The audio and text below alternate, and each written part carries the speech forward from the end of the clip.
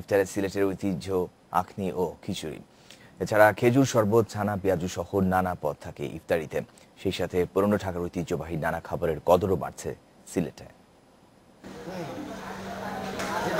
বিরিয়ানির সাথে রান্নার প্রণালীর মিল থাকলেও সিলেটের অনন্য এক খাবারের নাম আখনি।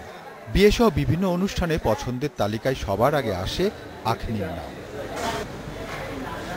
সিলেটবাসীর ইফতারেও তাই সবচেয়ে জনপ্রিয় স্থান আখনির দখলে। পোলাও চাল, মাংস দিয়ে তৈরি হয় আখনি। ঘরোয়া পরিবেশে খিচুড়িও সিলেটবাসীর খুবই প্রিয়। ঐতিহ্যবাহী সিলেটের নরম খিচুড়ি, আখনি, এগুলো ছাড়া আমাদের ইফতার চলে না। আপনি যে কোনো মেহমানদারিতে গেলে আপনি দুইটার যে কোনো একটা আইটেম পাবেন। বুনা খিচুড়ি থেকে আর একটা সফট একটা খিচুড়ি আছে, যেটা আমরা নরম খিচুড়ি, ও খিচুড়িটাই বেশি চলে। নগরীর বন্দরবাজার, জিন্দাবাজার, আম্বরখানা, মদিনা মার্কেট সহ বিভিন্ন এলাকায় দুপুর থেকেই সাজানো থাকে ইফতারির পসরা। রকমারি খাবারের মাঝে থাকে জিলাপি, পেঁয়াজু, আলুর চপ, ডিমের চপ, বেগুনি, আলুনি, শাকের পাকুড়া, সবজির পাকুড়া, কাঁচকলার চপ, চিংড়ি বড়ার মতো নানান খাবার।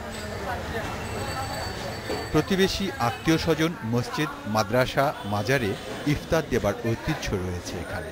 বিশেষ করে মেয়ে শ্বশুরবাড়িতে ইফতারি নিয়ে যাওয়ার রেওয়াজ অনেক পুরনো। সিলেট এলাকার দীর্ঘদিনের একটা ঐতিহ্য হচ্ছে প্রতি রোজাতেই মেয়ের বাড়িতে ইফতারি দেওয়া, এবং এটা একাধিকবারই দিতে হয়। প্রথম রোজাতে তো অল্প সরে দেওয়া হলেও পরবর্তীতে কিন্তু বৃহৎ আকারে এটা দেওয়া হয়, যাতে তার আত্মীয় স্বজন সহ সবাইকে একসাথে খেতে পারে।